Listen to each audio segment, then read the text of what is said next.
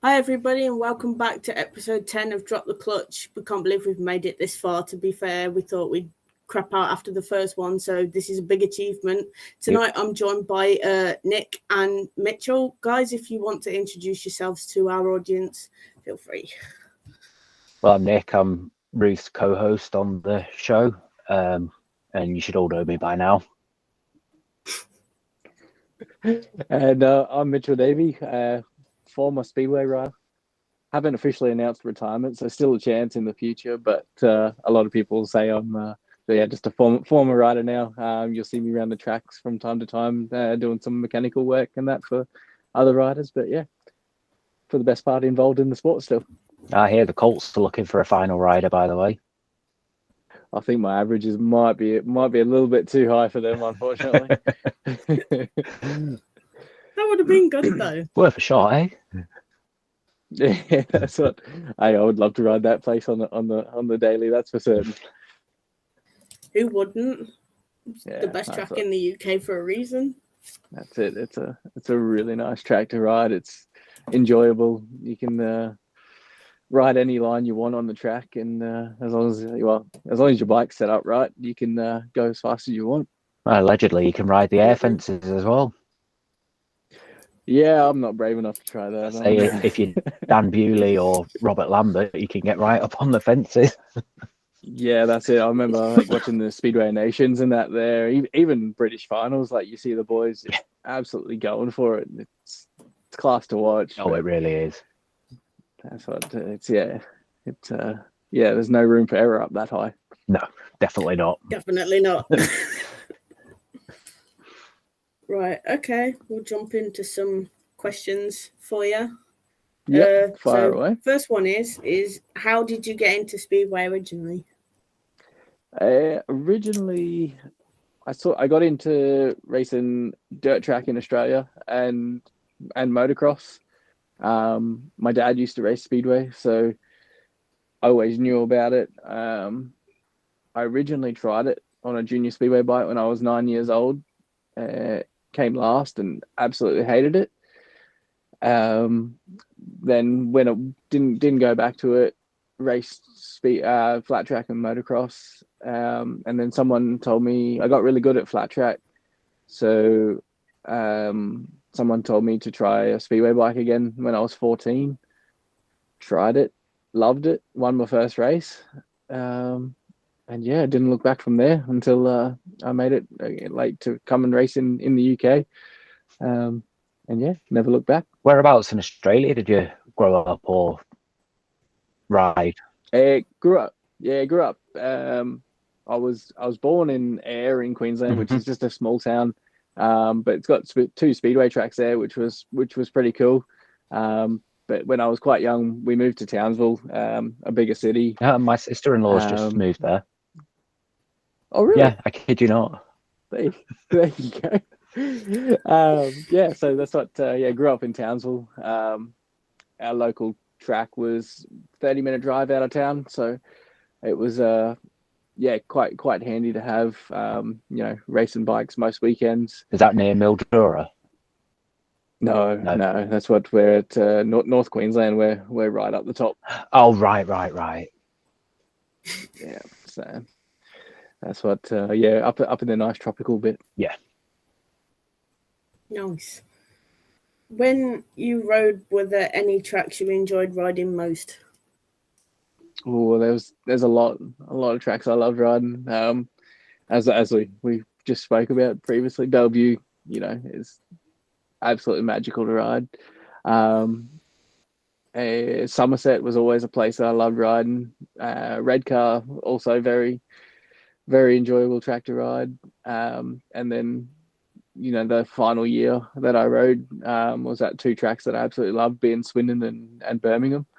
They were super enjoyable to ride. I felt like I knew how to ride them. So, yeah, it was just all about going as fast as I could on them ones. Fair enough. You want to see what it's like now? It's literally like as flat as a pancake now, I've been told. That's what I'd love to come back and have a ride one day, but that's what we'll see. I can ask for you. Yeah, that's what I'll if I ever feel like it, I may end up having a practice at some point this year. I want to go try the new track at Workington. Yeah. That looks a good one. That looks really good. So that's what I might try and go for a practice there at some point. Bellevue have got an experience weekend coming up as well. Yeah, that's what I see. They run them quite often. Yeah, they had one at the weekend just gone, and I think there's another one coming. Yeah, they're good things. Having the experience days, like obviously, bit of a shame that you always got to have your own biking gear and everything like that. Like, it'd be cool for fans to be able to. It upsets me that they call it an experience day, because to me, an experience day is where you go, you get kitted out in the gear, and you get taught and shown. What they do there, in my eyes, is more of a track day. Yeah. Essentially, that's what it is. It's a track day, isn't it? Where get a bit of tuition and a bit of coaching, but organized practice, and it's good for up and coming riders. But at the same time, an experience day, you want to open it up to the fans as well. Well, yeah, because like you buy one of them Silverstone experience days, and you get to go and drive a Ferrari round Silverstone. You don't have to have your own Ferrari, whereas that's on a track day you have your own equipment and your own car or bike, and you use that, don't you? Or that's how I see it. I wonder if it's something that they will look into in the future. I don't know what their plans are for it, but that's what it would be good. And then because I want to go up and have a slide experience. Yeah, that's what it's. I'll tell you something. Experience days out there, but they're at like Buxton and Scunthorpe. Yeah, didn't Rory? Do you really want to go ride them? Didn't Rory Schlein have one? That's what started as the GB Academy. Oh, was it? Yeah, I think he's done a few of the experience days at Bellevue as well. Popped his head in there and helped out on that. Nice. But it's something that they need more of. There is obviously there's the ride. Is it the ride and slide days that like travel around the country? Or ride and slide or something, isn't it? Yeah, there's one that travels around the country, and they give you everything. They give you the equipment, the bike, and everything like that. I went and helped out and did a little bit of talk through and that with them when they came to Glasgow a couple of times. So it's always nice. Good to see. I've seen a lot of like Glasgow fans who I knew, all there kitted up and having a go, and by the end of the day cracking a slide around the corner. Nice. No, I just want to go and give it a go. It looks absolutely mental. How would you harness that much power and speed and then slide it like that? Yeah, I'll give you a warning though. It's addictive once you do it. Oh, I bet. It's very addictive. That's the way you see most people. Like, you get some that come and go like in the sports, but most of them they'll always have some sort of. So it has like a hold over you, like. You've only got to look at Paul Bowen, haven't you? He hung up his Kevlars at the end of 21, had a year out, did whatever, and he's now riding for the Colts again this season. That's it. I did hear the rumor that he was making a comeback. So no, it's true. It got announced today by Bellevue. I did. I seen that. Shouldn't have been, but I seen it pop up on my phone when I was sitting at the traffic lights. So I had a look. But that's what. It's good. That's what Paul's a great character to have in the sport. So he really is. Yeah, that's what. He's funny. What a personality. Yeah, definitely. Definitely. It's good for the sport though to have people like him. Oh, it's massive, and even for the sport, like getting the likes of Nicky Pedersen back in, he's pantomime villain, isn't he? People will probably say they don't like him, but I guarantee if you're near a track that he's going to be at, you're probably going to end up going there. Yeah. That's what you're going to want to see him ride, aren't you? I'll definitely see him at least twice this year. Yeah, I know. If you go to Bellevue, you're sorted, aren't you? I work there. He's a security at Bellevue. Oh, so you can't pay full attention though. You got a job to do. Still get to see it. Down tools that day. No, you like out of the corners of your eyes and everything, you still get to see it. Yeah, no, that's what. It'll be good. That's what I was talking with a couple of mates, and obviously the Peter Craven meeting that's coming up. What a lineup they have for that! Oh, so yes. we were definitely, yeah. Talking. Hopefully they put a live stream on for it, because I can't. That's why I won't be able to get the day off work to make it down, unfortunately. So I'd love if they did. I feel bad now. I've got the day off. I'm going. But yeah, no, that's what it would be. Yeah, awesome if they had like a streaming service, because they'd get a massive like crowd at the track. Obviously, being one of the first meetings of the year, and then I'm sure there'd be loads of people wanting to tune in. We need to get onto BSN about that. Yeah, because I'm sure they'd be able to host it. That's what I got. I got the contacts. I'll drop them a message. Yeah, definitely. Because I've seen. Yeah, you did. Didn't you co-host it? When you were co-host on one last season, Mitchell? I did. Yeah, the one where the stream failed. That's what everyone said. Now it was because I was on. Yeah. That's what... Well, that's nice, isn't it? It was Edinburgh versus Birmingham, wasn't it? It was, yes. Yeah. Yeah. Because I watched that. I think it was. That was like the only one I'd paid to watch all season on BSN, and I was like, well, look at that. It's not working. Yeah, that's what. So it was a bit of a difficult one, but no, that's what they do and what they've done for the sport is massive. It's what the sport has needed. So definitely. Thank God it's involved now, and I think they're up in their coverage again this year. They're here, there, and everywhere, aren't they? Yeah, they've got quite a big chunk of the Premiership, haven't they, this year as well? Yeah, which it's massive, Yeah. If they, you can only hope they get loads and loads more subscribers, and maybe even jump to the National League meetings, because, there's some good racing at the National League as well. So, but yeah, no, for what I've seen, obviously the time I helped out, the behind the scenes work that they do, it's phenomenal what they do to put on the service. So, I can imagine. No, that's what. Excuse me. Got another question. Were there any tracks in particular that you didn't like riding? For a large part of my career, I'm going to be honest and say I hated Edinburgh.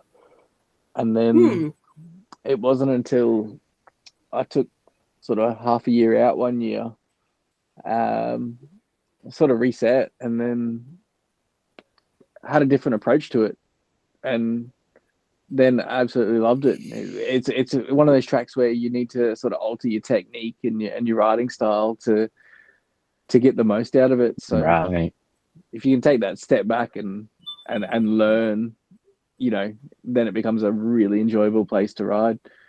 Apart from that, I'm going to say Buxton straight up. I didn't enjoy that place one bit. It's pretty scant, isn't it? And it's different. That's what the first time I went there, I had a really good meeting. Didn't enjoy it as such, but it's always good to come away when you get a decent points hole. And then I think the second time I went there, I had an absolute shocker. Started, I don't know whether it was heat 1 or heat 3 I was in, but I went through the tapes and it was downhill from there that day. It was not good. Oh no. So nah. But that's what. Apart from that, I enjoyed most tracks. As long as you got the technique right and the bike set up, that's half the battle, isn't it? You enjoy racing. Oh, it's massive. We can't change a lot on the bikes, but when you got it right, it feels so much easier to ride than when it's wrong. Yeah, we can imagine. It's one of those things that it's so hard to do, but at the same time, when you get it right, it just becomes super easy. It's like that 1 or 2 teeth too many on the rear sprocket, and that's game over, isn't it? Or 2 less again. Yeah, it changes the whole way the bike will handle. Yeah, whether it pulls you harder into the corner or it makes you sort of sit in the corner and the back wheel's spinning too much and you're not going forward. It's a fine line. That's what like from being around like some of the boys, who race them here, there and everywhere, they say they're continuously chasing the 1%. Yeah. They're always looking to be about 1% better. So it's, how do you find that 1%? And what works one week probably won't work the next week. Well, that can change from heat to heat. Oh, can't it? When the track change over a race meeting, you can have a really good setup for heat 1. By the time you come back out and say heat 5, your bike's absolutely no good because the track's completely changed. Yeah, that is 100% correct. And it seems so peculiar to say, but I would love to go around and get an honest opinion from every rider in each team, what they're starting the day on, and then what they finish the day on, and the variety you'll see between the riders. Yeah. In which way they go with bike setup, and then also the changes from the start to the end of the day is huge. That's what it's scary, like sometimes, like, but yeah, it all depends, like so many factors, track, weather, and just how it develops. Oh, is a good one. Any particular riders you enjoyed riding with in the teams that you've been in? Oh, there's been plenty. I'd have to rack my brains a little bit to go through everyone, but just anyone who just took the time to have a look. It's a split second thing, but as long as you look for your teammate and if you can assist them, then it's great. But yeah, there's loads of riders who I've enjoyed riding with, and just they just always look after you, or as I got like sort of like I was a senior rider when I was in the National League, I would try and do that with younger riders. Myself and Leon Flint, we had an incredible bond. It was quite cool. It was quite fun, and especially with him, he was 15 at the time, so it was quite enjoyable to see someone who was nearly half my age being we could just read each other what we were doing on the track and just had 100% faith in each other. No, that's what you want though, isn't it? That's good. Oh yeah, it makes it so much more enjoyable, and just it's fun. You can come in and when you have like your little debrief with your teammate after the race, you're normally just laughing at each other because you'll pick up something that they did wrong, but you just laugh about it because they turn and they know they've done it and they're just waiting on you saying it. So you get a good laugh out of it and a bit of a giggle at the same time. Fair enough. That's good. Oh, I think this is rather a doozy. I've got, which team was your favourite that you've ridden for across your entire career? All of them. Yeah, I was going to say, do I go diplomatic or do I be?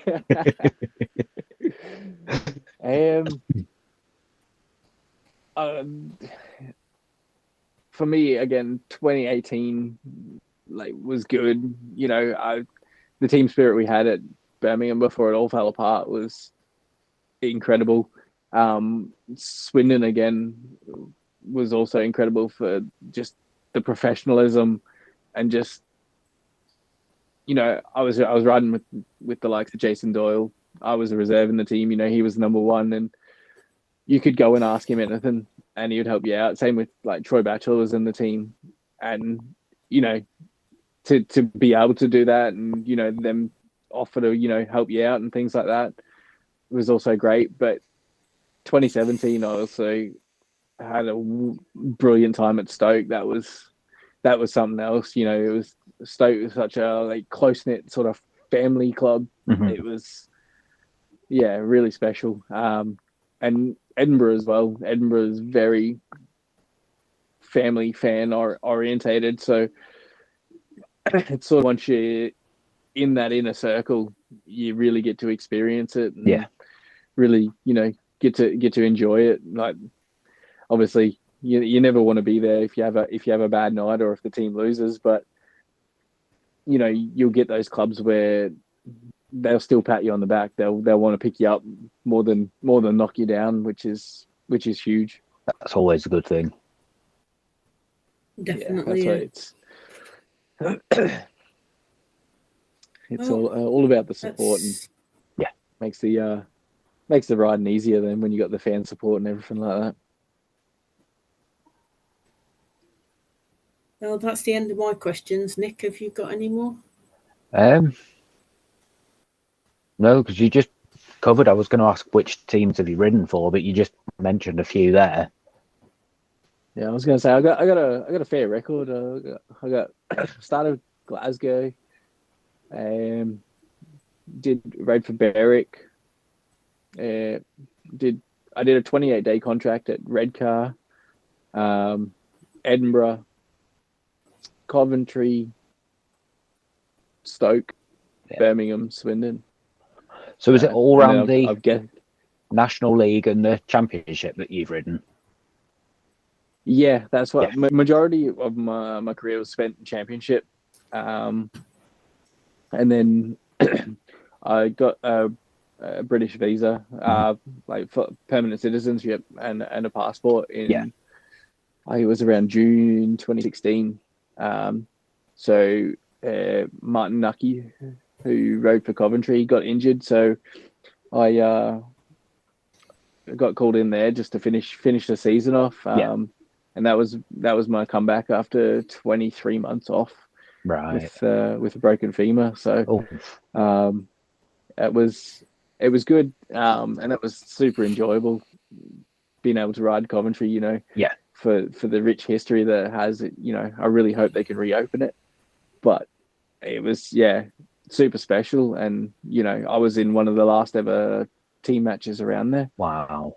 Before the doors shut, so that's what still got me. Make sure I keep my Coventry team jacket and shirt and everything like that, because you don't know if it's ever going to come back again. But ironically enough, I made my debut against Birmingham, who I then finished up with. Oh, fair enough. Quite bizarre in the National League, which but and then 2018 I got my first ever guest booking in the Premiership in 2017 at the end of the season, and then from there, who was that? I was able to get a spot I guested for Swindon. Oh right, okay. They had a double header. I think it was against. Oh wow. This is racking the brain. I know one of the team was Somerset, and I got a feeling that maybe the other team may have been Leicester. Might have been Leicester and Somerset. And then I must have showed enough promise that I got the call the following year to get a full-time spot. Oh, nice. So that was cool to be able to get a start in the Premiership. Put on one of the I guess what you call like the big teams be able to wear a race suit and everything like that. And, well, the Robins were that was a very famous team, weren't they? Yeah, that's what it's sort of a bit devastating, obviously, what's happened with them as well. Yeah, it's sad to see all of these tracks and teams go. Yeah, and it's unfortunate, but in a way, it's not the Speedway's fault. It's all the other politics. I think a lot of the blame needs to go on councils. Councils, they don't really rate Speedway as a high enough sport to offer this, support to, and a bit of funding. It's not even like Speedway requires that much funding because it is self-funded, by the fans and everything like that. But once you've got to have secure facilities. I was going to say, once you've got a decent secure facility, it can pretty much run itself, can't it? Yeah, that is 100% it. And that's obviously you've got to have a decent fan base following that team, obviously, as well, for the finances to generate. But once you've got all those things. But that's what the biggest thing is, having the secure facilities, because I think a lot of the times if promoters, they probably don't say a lot to the fans and things like that.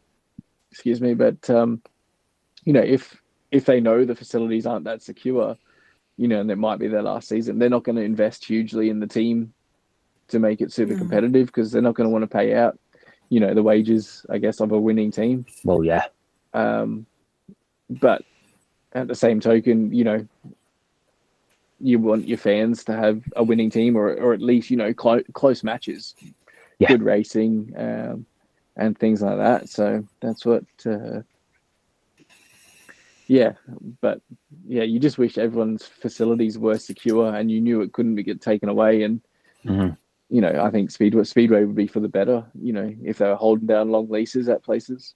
Yeah.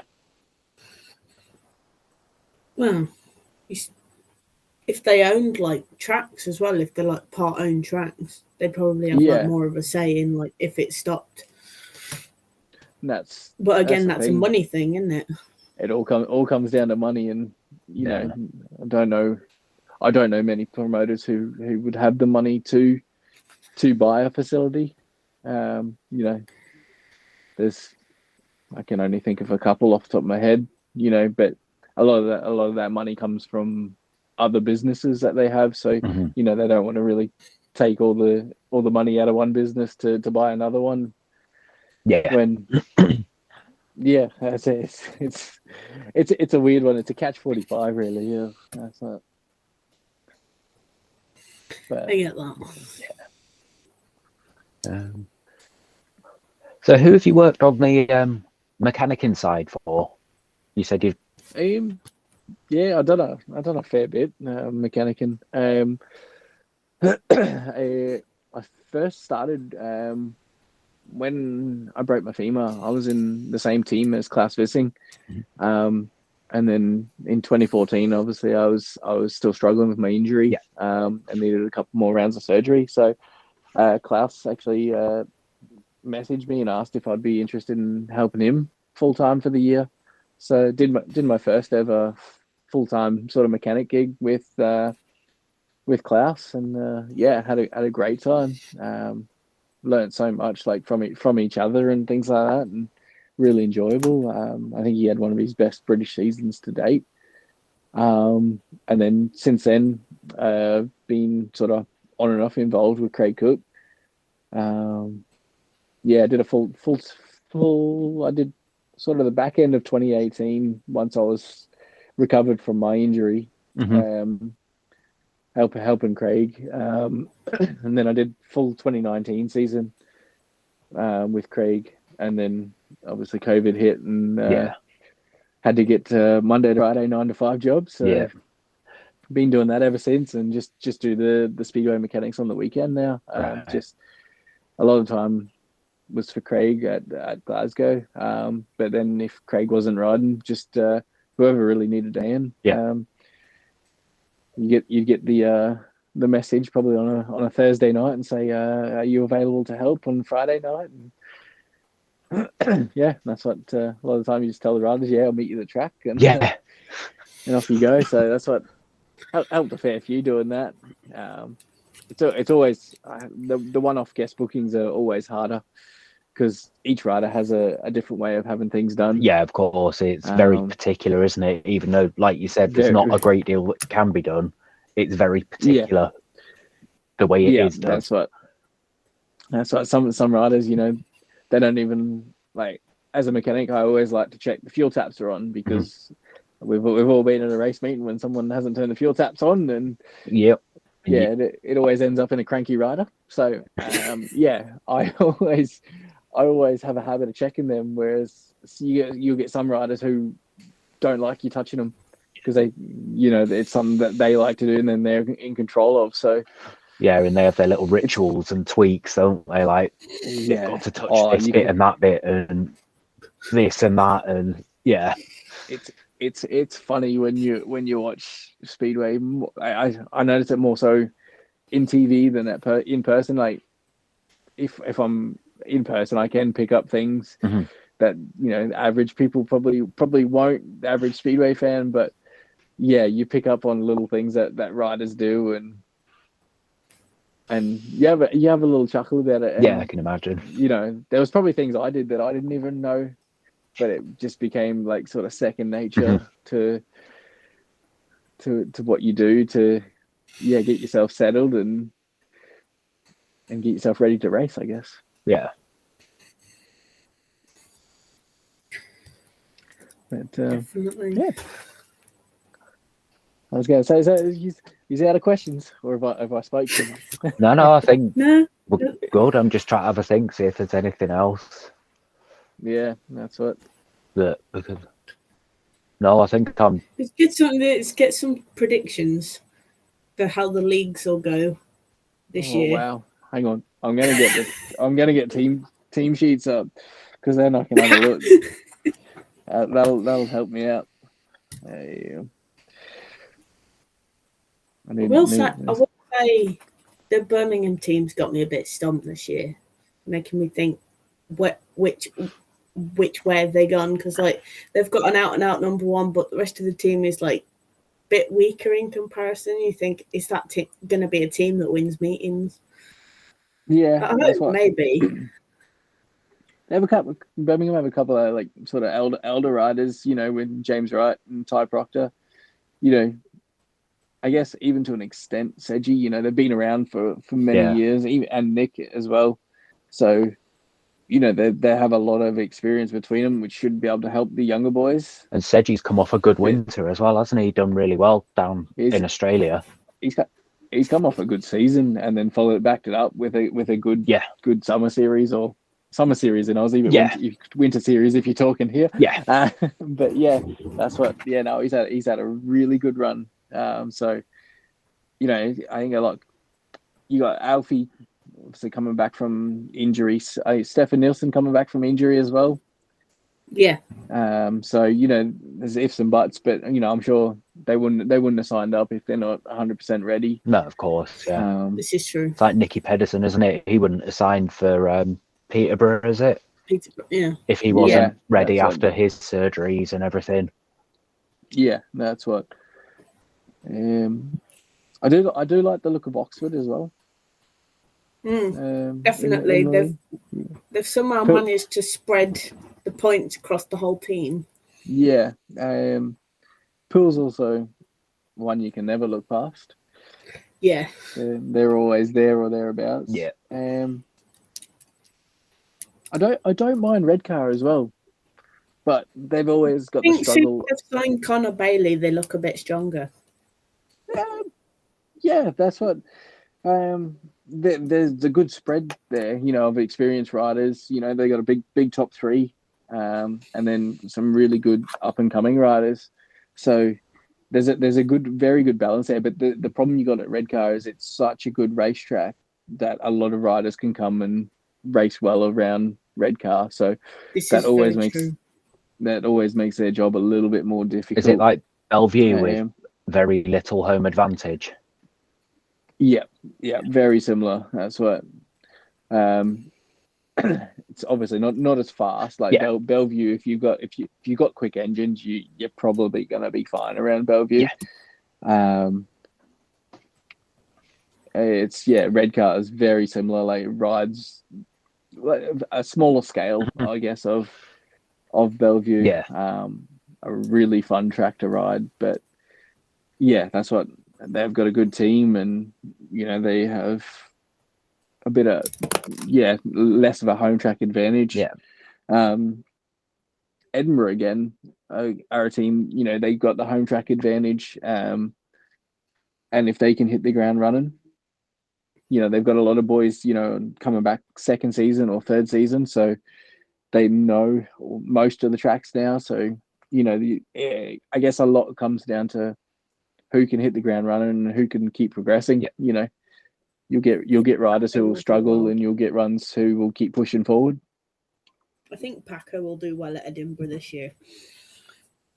Paco, yeah, that's what. I think that's what for Paco. If you get the track consistent week in, week out, he's going to come and he's going to put on a show. That's one thing he loves doing is coming and putting on a show. He's going to bite us on the backside when he comes to Perry Bar. he loves coming back there. I know that. That's for certain. But yeah, that's what I'm going to have a look at the Premiership now and see what I make of their teams. I do like the look of Ipswich. We have an Emil and Doyley. Yeah, massive. Well, pressure on Emil because he's never done a lot in Britain. But then you've got to think: do they have the rest of the team to back up those two? I would say yes. Yeah. Obviously, Denny King, he's a proven performer. Yeah. And Eric Riss, again, if he can get a bit more consistency, he's, everyone knows how good he is. He's, couple of time world long track champ. That's not for no reason. Daniel Hume, another good up and coming rider. Keenan Roo, it'd be interesting to see how he gets on. He's had a couple of years in Poland and now coming over to the UK. Yeah. So again, he's got plenty of potential, but it's just about how well he adapts and gets settled to the British tracks. But the interesting thing now is obviously Jack Thomas. He's obviously their rising star, but obviously he's out with injury now. So yeah. That's the lad that had that really bad accident, isn't it, the other day? Yeah. So no, I hope for him it's not career ending. To be honest, definitely. That's what from what I see, like in his post, he sounds pretty positive, but it's just all about letting the bones set right and then getting the full rehabilitation in. Yeah. I take it you like the look of Bellevue, Nick? I'm a bit, on the fence. I'm loving the fact that we've got Bewley back because he rides that there's only one other person, that's Robert Lambert, in my opinion. Yep. Loving the fact that we've kept Brady Kurtz because he had a phenomenal season last year. Yep. Brennan and Bloodhorn, can't fault either of them. Both young lads, both up and coming. My main concern is Charles Wright. Oh, okay. He had an off season last year. Yeah, and I don't think he's going to be consistent enough for us this season to be at number 3. Okay. There you go. That's that. That's just my opinion. Obviously, we've got J-Mo that's just come back from a few years out as well. Yeah. So he's, but he's gone good in Poland, hasn't he? So yeah, that's it. And he's had a good winter/summer, depending on how you look at it, as well. Yeah. Yeah. So even with a broken arm. Yeah, that's what, I guess you could only hope that Charles, being amongst, all those boys, wants to up his game as well. So might pull him. Yeah, pull him on. Or spur him on to raise his levels. And as a whole, I think we've got a decent team on paper. Yeah, I think we'll get to the playoffs. Yeah, that's right. That's the only thing you got to do, isn't it? And then it resets again for the playoffs. So. Whether or not we get to the finals is another question, but I think we'll get to the playoffs themselves. And it all depends if we can keep a full team together for the entire season. Yeah, injuries is the biggest thing. Last year, I don't think we had a full Aces team for a single away meeting. I think we had guests and RR every single away meeting last year. Yeah. If I remember correct. Yeah, probably very, very true. Which it's a shame. It's you wish you could take the injuries out of the sport. Yeah, of course. But it's ruthless, isn't it? That's another thing where, do you have a squad system so that there's always gonna be riders? And it's never going to be guests or RR. Well, that's something that Ty was talking about last season, isn't it? If we have 10 to 12 man squads. Yeah. And then, like you say, there's never going to be the need for a guest or an RR. But then that puts some riders out of pocket. It does. And how do you justify like it works in Poland because they go and practice and test during the week, and it's, they base it on time and performance. Like, they've always got to stopwatch their time, and it's very military over there, isn't it? You go to the gym, you go for a run, you get to the track, you do this, you do that. Yeah, and that's what that's what I guess allows them. But yeah, how do they work the riders' wages for the ones who aren't riding? Yeah, things like that. Do the riders not get paid? Because the last thing you want to be doing is signed to a team and I guess not being used. Oh yeah. I guess they sort of, with the Rising Star system, they had 2 riders last year and that, but at the same time, if one of your main body riders is missing, you're not going to want to put a young rising star in the main body of your team, are you? No, you're not going to. It's just going to destroy them. You're not going to want to put a 16-year-old against Oily, for example, are you? No, that's exactly it. And Matty Zagar on his night, or Max Frick, or Kurtz, or Emil, or even Bomber, Sam Masters on his night. Yeah. We could go on and on, couldn't we, with all these GP riders? And there's pros and cons to obviously squad systems and not, but yeah, you just wish that it sort of had the investment where it could operate. Even if you got like a set wage for nights you didn't ride, so you're not completely out of pocket. Yeah, I guess, but find a promoter who's going to want to give someone money for not doing anything for them. It doesn't happen. This is it also, isn't it? Like you said earlier, everything comes back to money. Yeah, that big golden egg called money. Mm-hmm. That's what I say. It makes the world go round. Allegedly, yeah. Allegedly, yeah.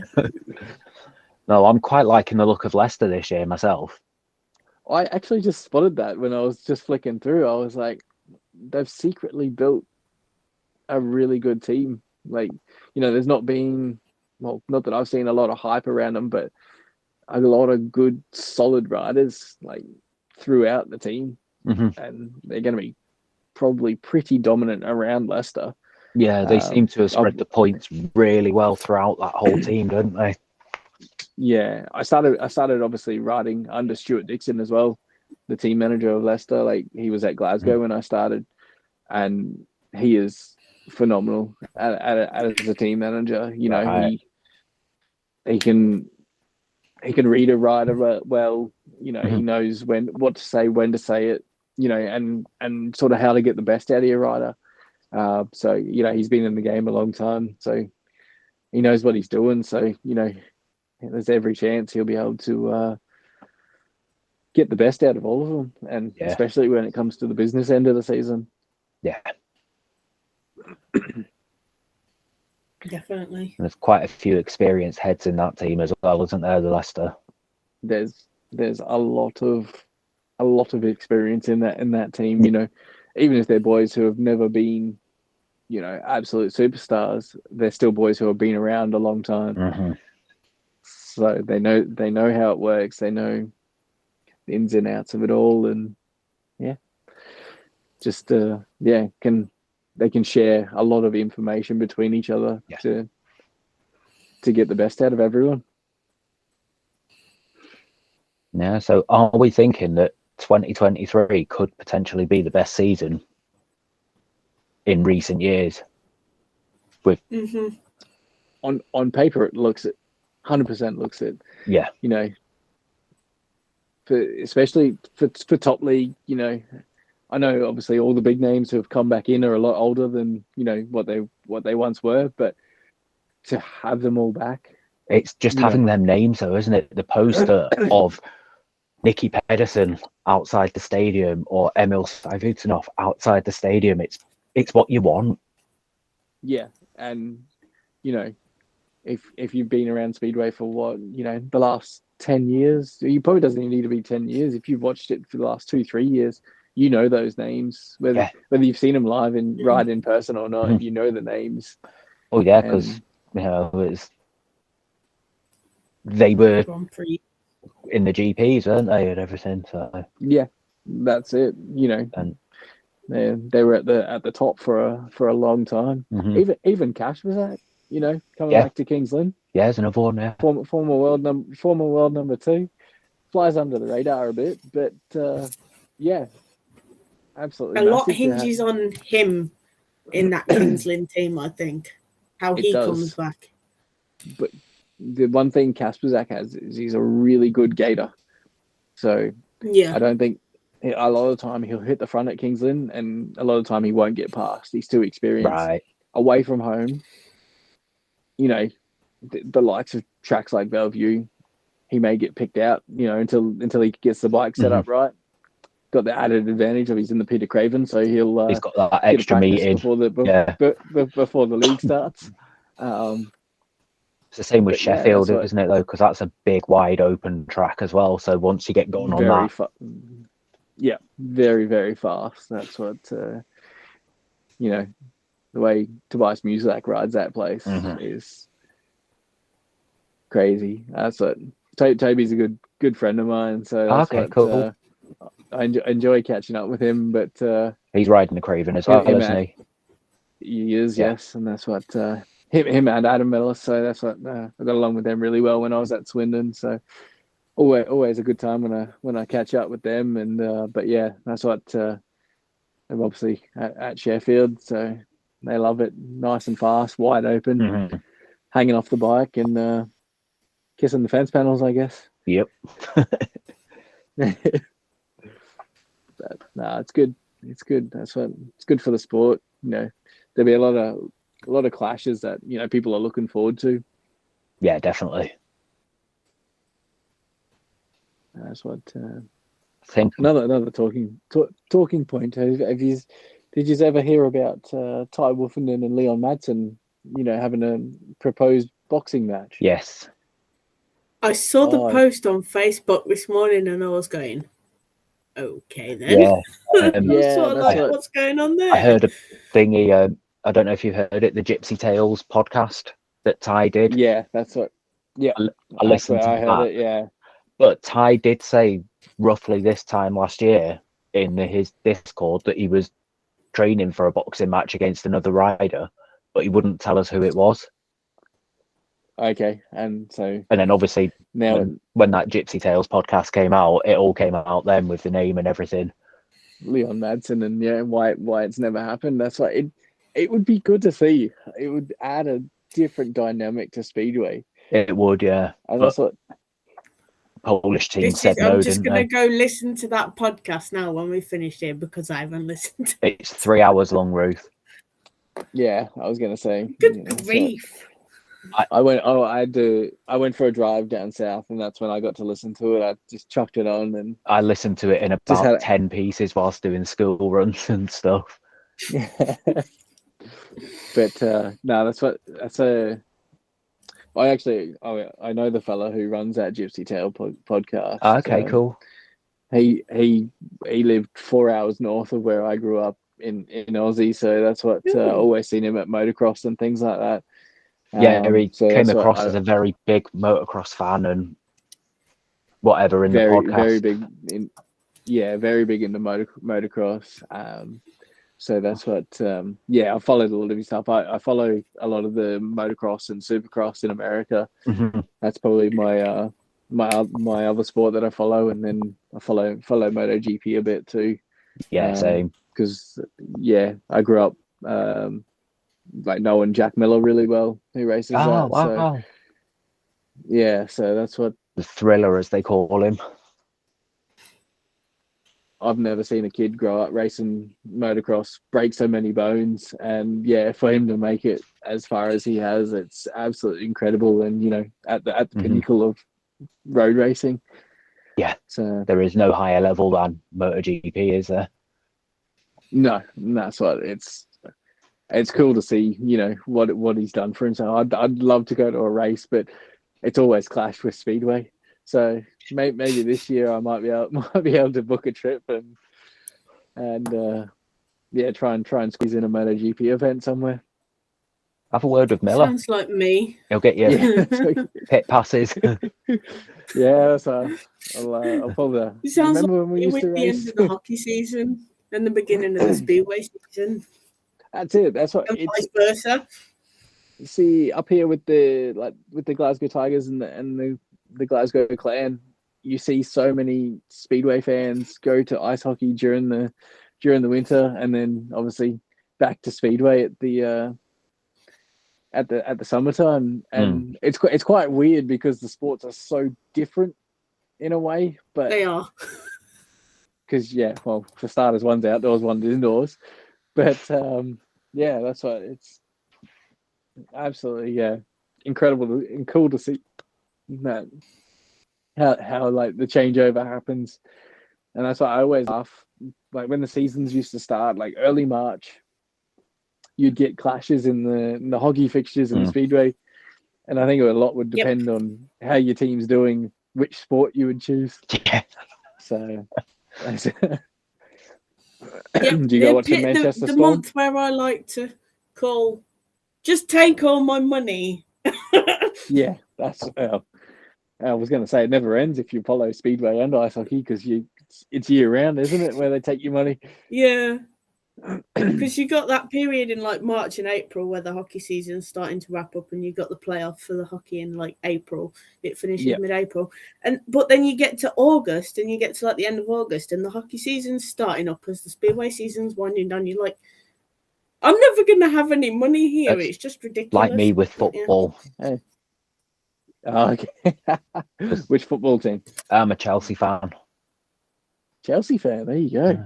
But because obviously the season starts back end of August and runs through to May, doesn't it? Yeah. So there's only like a tiny little window where it's just Speedway for me. Yeah. That's what. It's amazing. Like it'd be good to do a survey, like what Speedway fans, what sport they follow, and sort of how it lines up. Like obviously for me, as I mentioned, everything is motorsport dominated. I don't really. I used to attend the Clan, but I made the silly mistake of watching the NHL after I got into ice hockey, and at that point I realized the Elite League's a bit behind where the NHL is, so it took the fun out of it for me. Well, but I still watch both. New York Rangers fan as well as a Blaze fan. New York, there you go. I got right into watching the St. Louis, the Blues. St. Louis Blues. Yeah, that's what Vladimir Tarasenko. He's at Rangers now. Oh, is he? There you go. He got traded. Shows you how much I follow it now. We've just acquired Patrick Kane from the Blackhawks as well. There you go. That's what. What's the connection with Chelsea then? Why Chelsea? Obviously. Yeah, I want to know this. Are you based in Manchester? Obviously. I am now, yeah. But I was born in North Wales, moved to Windsor, just outside of London, and all my friends supported Chelsea at the time. So that was it. Go to the football with them and so on, and never look back, basically. Yep, there you go. That makes sense. And I've been a bit of a secret Spurs fan in my time, but at the same time, I don't like how inconsistent they are. It annoys me.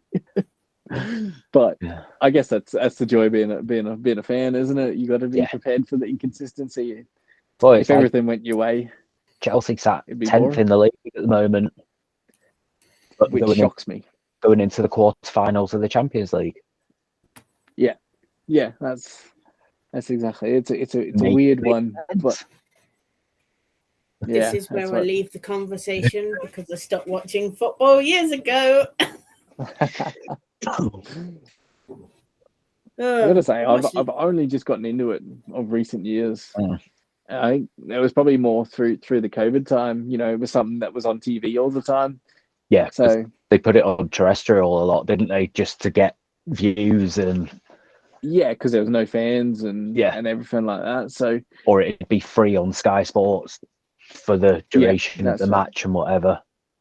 Yeah, that's like even watching like the Super Saturdays, the scoreboards things, and and things like that. They they've always been free to view, and it probably wasn't until I actually met up with some friends and we went to the pub and watched the football scores roll in, and I was like, oh, okay, I don't know a lot what happens in football. Like, I couldn't tell you which players play for which team and that, but yeah, that's what it's enjoyable, something to do on a Saturday. Yeah, because I don't go to the ice hockey. You live too far away from the Blaze now. That's what that is. Oh, I don't even think I'd go and watch the Blaze. That's what. Yeah, I don't know. I just couldn't get back into it. But you mentioned during COVID. That's when I properly got into watching ice hockey, because I was like, what am I supposed to do while everything's shut and there's no speedway? And then it came up and I was like, hang on, somebody's mentioned this to me before, and I watched it and I got hooked. Yeah, because it was you and Donna that mentioned it to me originally. Yeah, that's what. Because that's what is. It's a weird one, but yeah, that's what I used to enjoy it. Like when I used to go, there was big rivalries and a lot of fights. So I think that's probably what kept me going back. There's some big personalities in the teams, so it made it really good. There's a lot of egos, I guess you could say, out on the rink, which in a way, like, it's the same with speedway. You get those personalities back in the sport. You get riders doing certain things. And, Edison's like constantly there with his wooden spoon. Yeah, that's it. I hope, like, in a way, like, it doesn't get like too personal with fans, because a lot of fans will not like him. No, allegedly he's already on the Bellevue Boo Boy list. Oh, there you go. Yeah, it's bad that they create a list. There's a section in the South Stand that boo everyone that they don't like. There you go. But yeah, that's what I think. A lot of riders don't mind getting booed at the tracks and things like that. It's just obviously when it comes to the online stuff. Oh yeah, no, of course that's out of order. It's a fine line, like, to tread. A lot of riders, will enjoy a bit of banter back with the fans. If they're getting booed and things like that, they'll always play up to it. But yeah, on the same token, yeah, you just don't want it to spill over into nasty comments and things like that. So yeah, it's the fine line. But yeah, that's what having the personalities and the characters in the sport, it's massive, and it's what you need. Yeah, definitely. People who may not have been to Speedway, they'll hear Nicky Pedersen's back, and they may go along just to a meeting just to boo at him. Yeah. And yeah. And then next thing at the same time, the next meeting and the next meeting and the next one, and yeah, that's it. They see one good race and they're hooked again, and that's all you need, And again, this is going to be a gripe at promoters. Make sure the tracks are good with all these big names back. Oh God, yeah. The best quote I've ever heard involved with Speedway is, like, you want the riders to race well and race hard, race fair. So someone said, like, you got everyone there. You want to make it a dance floor so the riders can dance. They can put on a show. That's not saying it has to be super smooth, but just consistency, and not like old Kirky Lane used to be with house bricks on bend 3 and stuff. I do remember that. That's the first I've heard of that. Yeah, that was one of the first tracks I ever rode in Britain. Actually, was Kirky Lane. I came over on a holiday in 2007. I think the very first track I rode at was Mildenhall. So that was interesting. And then one of the ones I did when I was over on my holiday was at the old Bellevue. Yeah, love that. That was quite cool. Estate. Yeah, I know. again, disappointing Yeah. to see, but it's good that they got the new facility sorted. And I see it out my bedroom window and just get sad. yeah, Nick literally lives like 5 minutes walk from the Bellevue track. oh, there you go. I sent Ruth a sound clip the other day of the bikes on the experience day on Sunday. I can hear it from my back door. Okay, yep, there you go. That's what I can see like the floodlights above the houses at the stadium and everything. That's cool. That's where you want to be. You want to be. It'd be the dream to be within walking distance of a speedway track. And, yeah, not having to get transport there or anything like that. You just simply put your coat on, walk out the door, and off you go. Yeah. 10 minutes later, I'm there. Nice. Yeah. Yeah. It's massive. It's massive. Yeah. You'd have to come round, Nick, when I'm up for the Peter Craven Memorial in a couple of weeks. Yeah. Come say hi. Yeah. Get the full experience of walking to the track. Yeah. Well, no, because I'll have to set off early because I'll be working. Oh, there you go. I've got to be there 2 hours before the meeting starts. Yeah, so about the same time as the riders get there then. We're there before the riders. Oh, wow. Yeah, that's what... We let them through the gates. There you go. There you go. That's what... a lot of times, yeah, we always aim to be at the tracks around 2 hours before start time. So my phone is going nuts. Do I want to say that the Blaze have scored? Because my phone is literally going mental. Yeah, they're down in Guildford. Is this Ruth's way of saying, "Come on, you two, stop nattering"? Yeah, that's exactly what it is. And then I've just got a notification. I've just got a notification to say that Tottenham's kicked off. Oh, I've just got one that says Chelsea ladies have just kicked off. Oh, 1-0 up in the first break. Do you want to admit to that? That's nice. No, I'm in a Discord full of Blaze fans, so it's like my phone keeps pinging every minute and it's doing my head in. Oh. Should have put it on silent, really. Never mind. Yeah, Ruth. Oh. Yeah. 1-0 up just before the first intermission. Nice. Very nice. All right. I think we've been talking about an hour, so should we? Yeah, I was going to say, I think it's about a good enough time to wrap it. I was going to say, how long do you make your podcast run for? Usually try and make it between half an hour to an hour. Yeah. You just stop on Spotify, probably. Right. Thanks everyone for listening tonight. We appreciate all the support we've had so far, and we still actually can't believe it. We've made it to 10 episodes. But yeah, it's bye from me. If you guys want to say bye to the audience. See you soon. Thanks very much for having me on, and hope everyone enjoys the listen. And yeah, you should get the fans getting some questions in, and do a Q&As if they want to know more. We're planning on doing a few live Q&As, yeah. Yeah, that's it. And yeah, try and give away some inside trade secrets. See you later, everybody. Bye now.